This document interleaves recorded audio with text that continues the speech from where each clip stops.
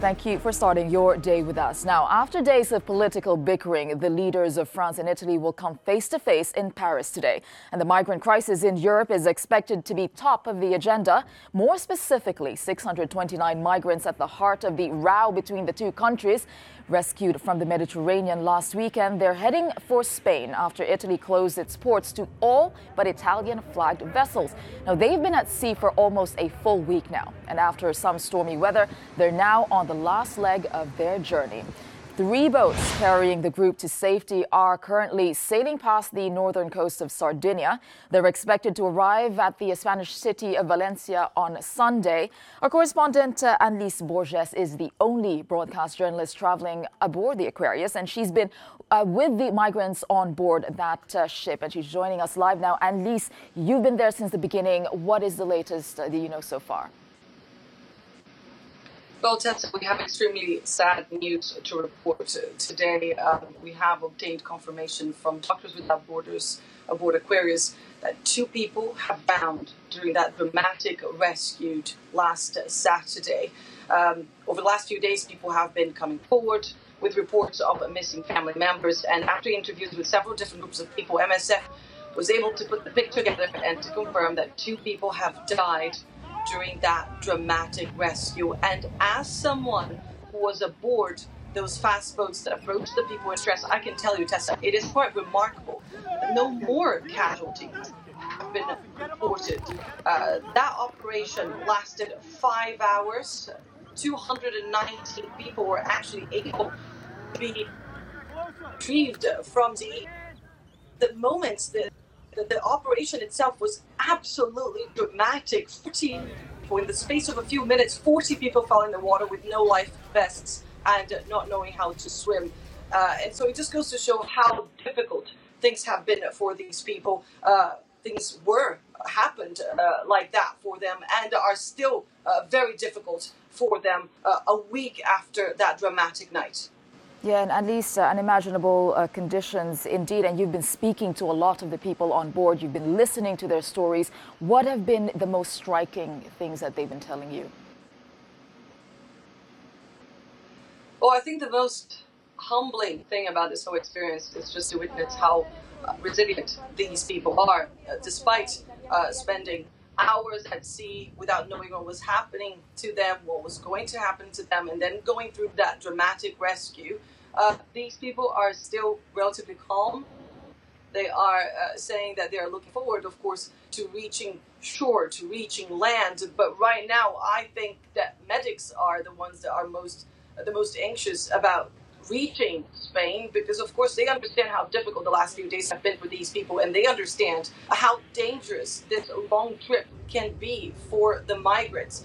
And of course they've also been saying how worried they are about what else is happening at sea, how many more people are in need of help right now in the Mediterranean. And as of now, there is no clear indication as to when Aquarius will be able to return to the search and rescue zone off the coast of Libya.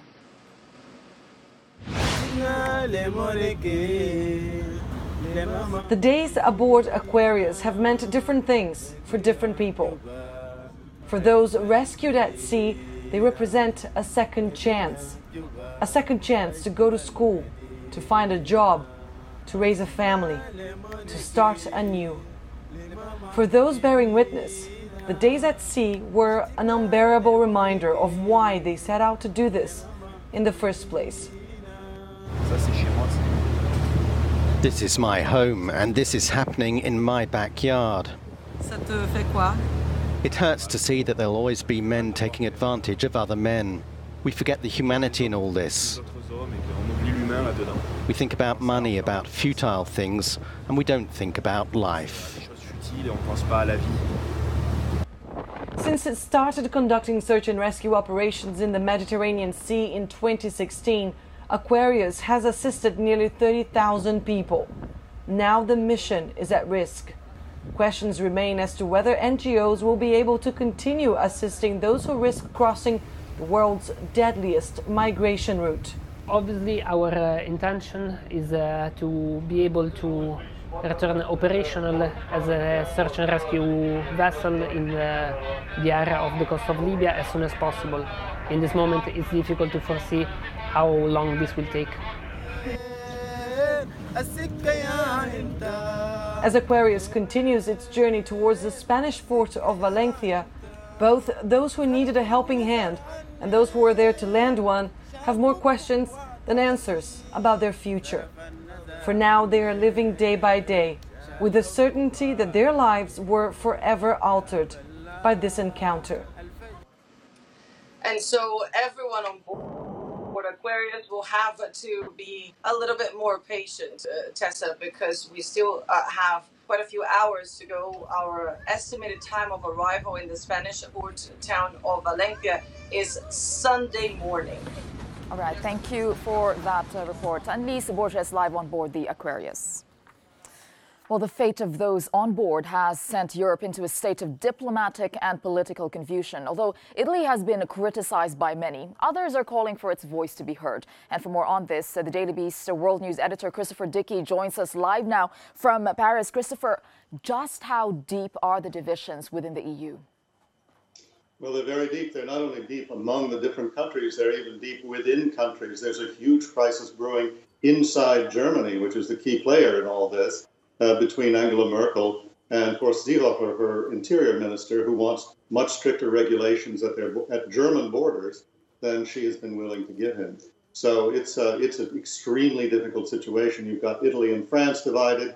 You've got now Spain playing a different role than it used to play because it has a new government. And then you have Poland and Hungary, who really don't want any migrants at all in their country and are completely unsympathetic to countries that say there should be shared responsibility throughout the European Union for taking care of these migrants. Yeah, and Christopher, this is the backdrop upon which the upcoming EU summit will be taking place, and this is going to be a hot topic. Can we expect anything from this summit then? Well, we haven't seen much in the past. Every summit in recent years, it says we're going to address this problem, and yet it never gets addressed in a satisfactory way. You always run up against the problem of, yes, let's keep them from coming into Europe, but let's not watch people die in the Mediterranean. And people have continued to come and continued to die in this tense kind of limbo where the European Union itself cannot reach a united policy about how to deal with this. All right, thank you for that, Christopher Dickey, the Daily Beast World News editor. Thanks.